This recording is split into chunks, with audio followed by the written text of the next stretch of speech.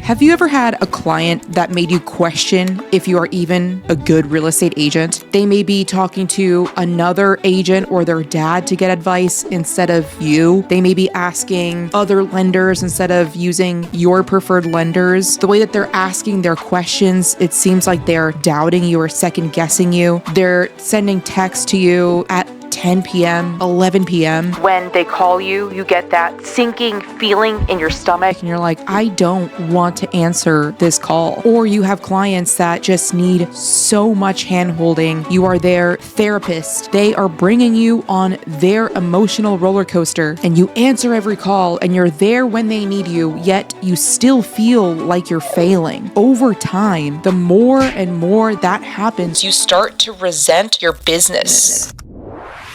You start feeling drained. You don't feel that spark that you did when you first got licensed and you were excited to start working in this business. You realize your time is being eaten up by these clients. You start questioning the value that you bring, your worth, your price. I remember when I first got licensed, I had this client that we didn't end up working together who was selling a house in a different state. And in that state, and it's an attorney state. So whenever she would talk to me, she would say things that sounded very condescending, like, well, my agent in the state where I'm selling is an attorney, so I asked him about your state's laws. That's just my example, but I'm sure that you have some too. But the way that she would talk to me was just not nice. And I would answer every call because this was the beginning of my career. And so she would call me at 7 p.m., 8 p.m., and I would answer during dinner. While out to dinner on date night with my wife, I would answer the call and she would say, "It sounds like you're out at a restaurant right now. Are you eating right now?" And I would say, yes, I am eating right now. I'm out to dinner on a Friday night. Maybe I said it nicer than that. I'm sure that I did. And that wasn't good enough for her. Like, there are some clients where there is nothing that you can do that will be good enough. And that type of client, if you work with that type over and over again, you are not going to last in this business. Nobody would last in this business if they had to work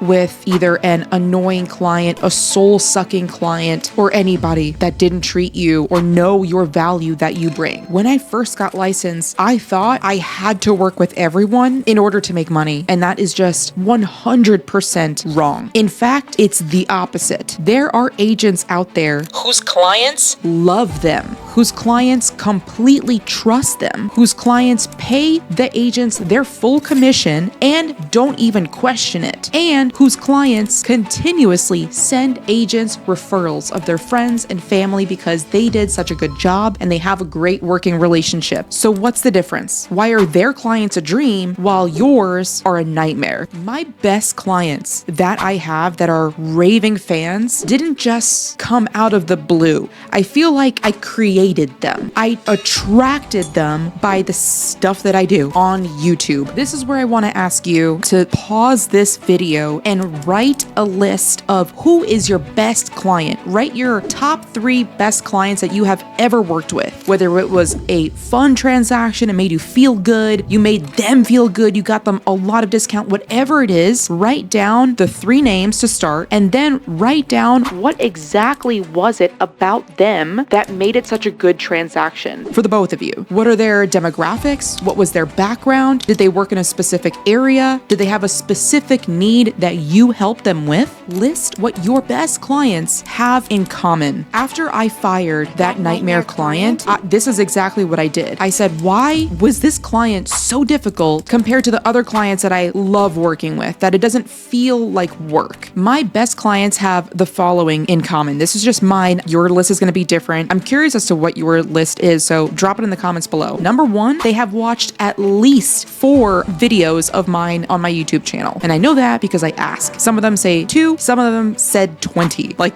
literally, they've watched 20 of my YouTube videos. They feel like they know me, they like me, and therefore, because they've watched so many of my videos, they feel like they can trust me. They're already, therefore, pre-sold. They're not looking to interview other agents. They're looking to book a call with me and work with just me. When we talk talk on our first initial Zoom call, it's a conversation that flows. I feel like we could be friends. Number 4 is they don't flinch at my pricing. They know the value that I provide because I've already given that much value out there. And number 5, I think, or maybe 6 right now, they sign my buyer broker agreement usually that day or at least within 24 hours. Oh, and the last one is they work with my preferred lenders. If they have their own lender that they already trust, perfect. But instead of using other companies that are difficult to get a hold of on nights and weekends, they know to trust my advice and work with some local lenders that are available to place offers and call listing agents on nights and weekends. But all of that didn't happen by accident. It happened on purpose. I created that. So after I fired that client, which by the way, if you have never fired a client, look at your nightmare list right now. You know who it is right now. You know, like the story that I told, you may have somebody similar. I would suggest firing them today. Don't wait. Fire them today. Don't get in the mindset of thinking scarcity or losing out on a commission, because the more and the faster that you can prune off those bad grapes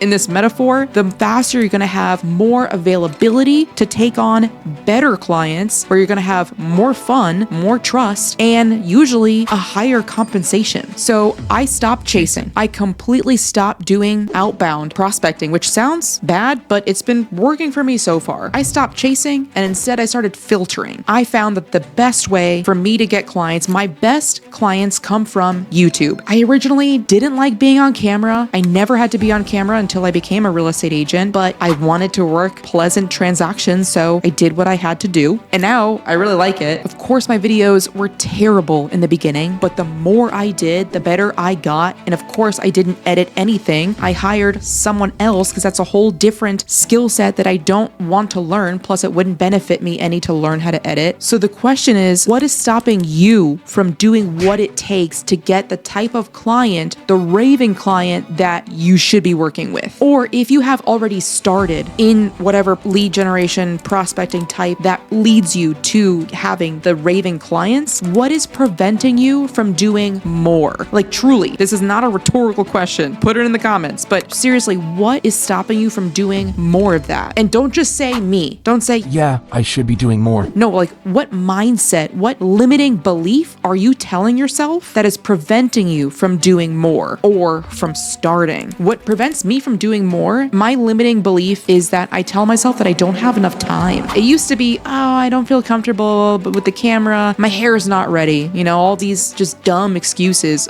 Today's a bad hair day. I haven't had enough coffee. But now it's, I have so much stuff to do. I'm under contract on rental properties to continue building my own portfolio. I'm looking at where to live for 6 months out of the country. I have animals. I'm, like all these excuses. But if YouTube is what helps me create those relationships with raving clients that give me video testimonials at the end, that pay my compensation, that it's a fun transaction.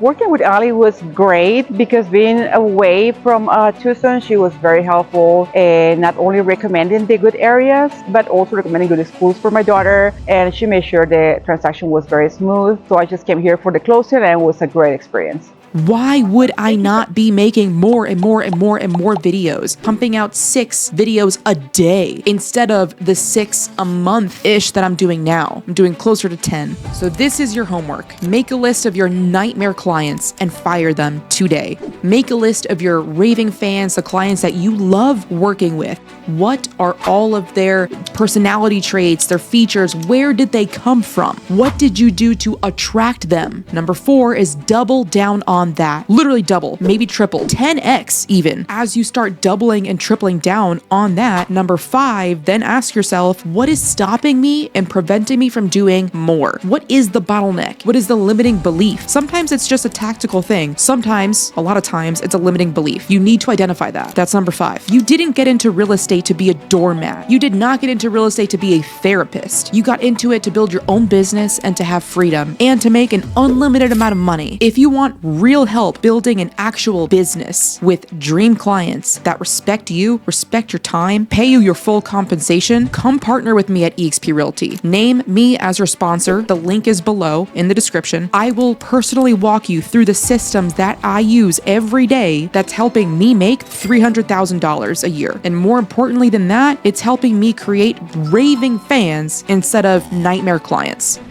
If this channel has helped you at all, if these questions have helped you at all, or if there are other questions, drop it in the comments below. See ya.